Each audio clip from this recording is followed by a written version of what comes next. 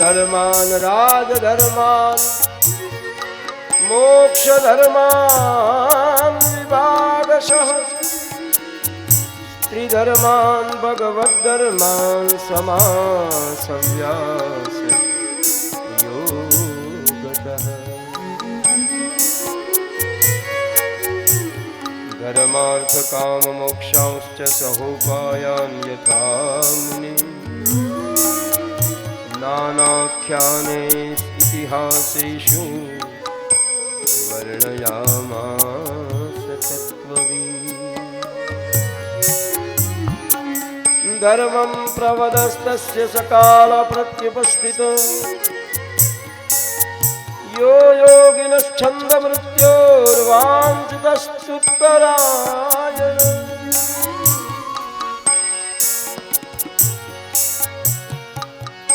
राम के गुण गुण चिरंतन राम के गुण गुण चिरंतन राम नाम परम सुंदर राम आत्मा राम आत्मा राम का सम्मान करिए ज्ञान धरिए राम का गुणगान करिए राम का गुणगान करिए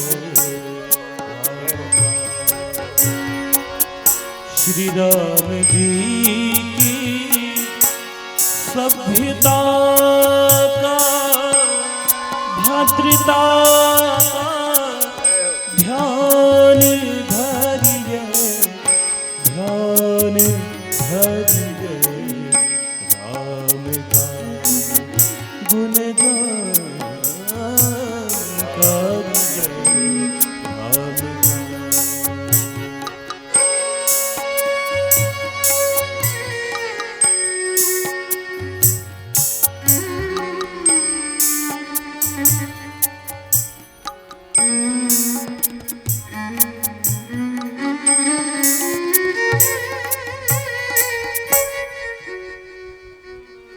ભગવાન પિતામહ ભીષ્મની પાસે આવ્યા. સદેવ દેવો ભગવાન પ્રતીક્ષતામ કલેવરમ યાવદુદમ હિનો.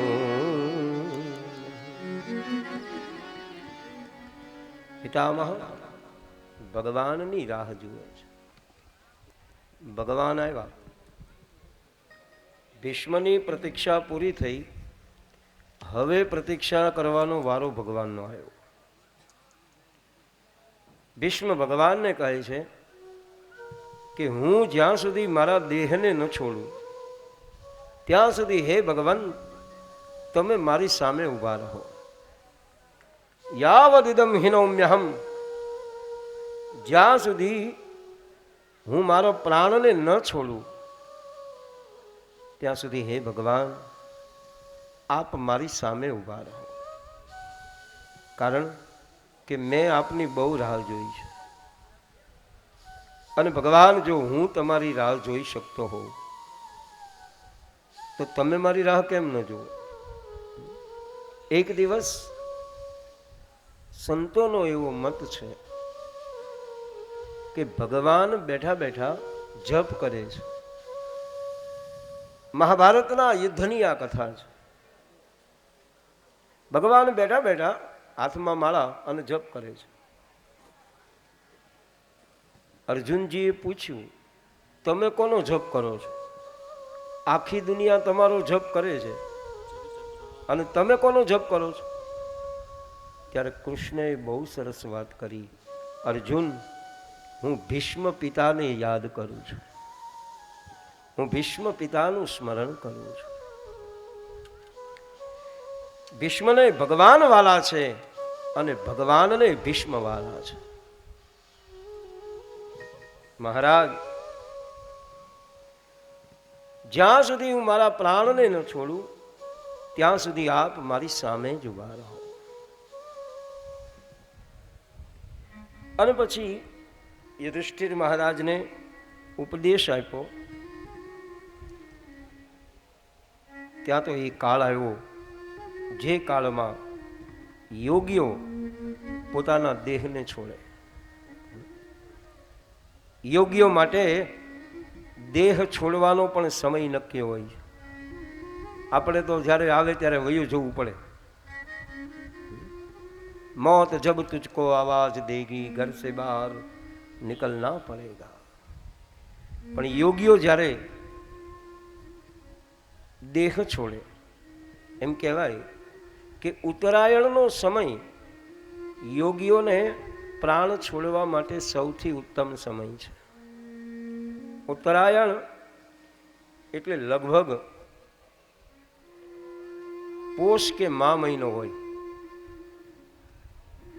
જ્યારે આપણે મકર સંક્રાંતિ આવે છે, મકર સંક્રાંતિને આપણે ઉત્તરાયણ કહીએ છીએ.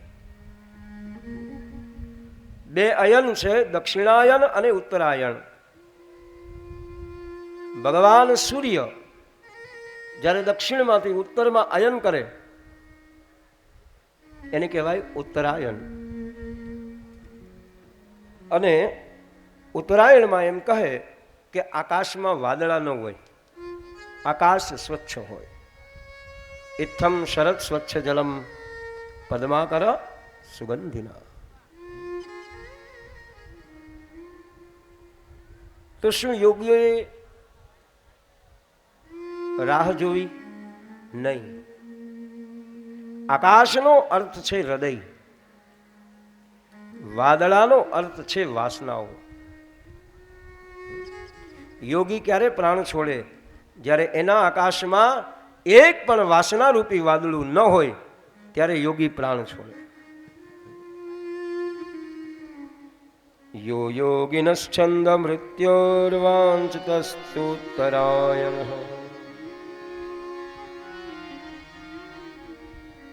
અને ભીષ્મ પિતા ભગવાનને કહે છે તદોપસંરત્ય ગિરસહસ્ત્રણી વિમુક્ત સંગમ મન આદિ પુરુષે.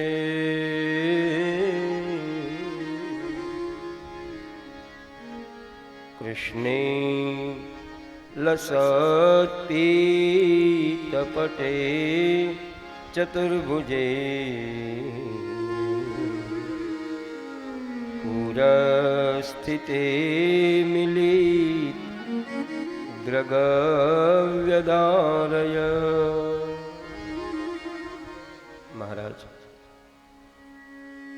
મારે એક દીકરી છે, મારી દીકરીનો તમે સ્વીકાર કરો. ભીષ્મ દાદા ભગવાનની સ્તુતિ કરે અને ભીષ્મ જે બોલ્યા એનું નામ છે ભીષ્મ સ્તુતિ. શ્રી ભીષ્મ ઉવાચ ઇતિમતિરૂપકલ્પિતા વિતૃષ્ણા ભગવતી સાત્વત પુંગવે વિભૂમ્ને સ્વસુખમુપગતે ક્વચિદ્વિહર્તું પ્રકૃતિમુપેયુષિ યદ્ભવ પ્રવાહ.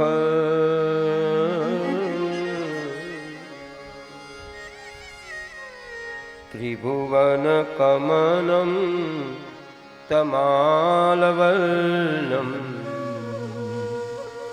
રવિકર ગૌર રામબરમ દધાને વપુરલ કકુલા વ્રતાનનાબ્જં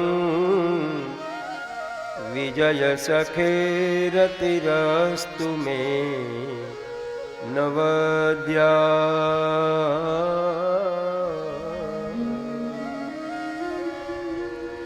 યુધિતુરગરજો